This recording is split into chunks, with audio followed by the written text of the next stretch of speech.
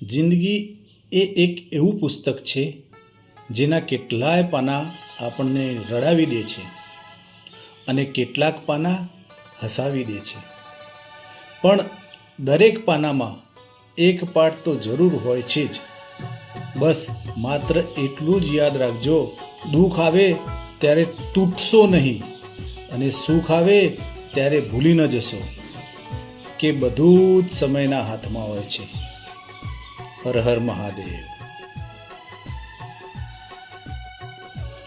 अर्ज किया है, क्लास में मस्ती थी, हमारी भी कुछ हस्ती थी, टीचर का सहारा था, दिल ये आवारा था, कहाँ आ गए इस दुनिया के चक्कर में, वो स्कूल ही कितना प्यारा था, बस यही एक सहारा था,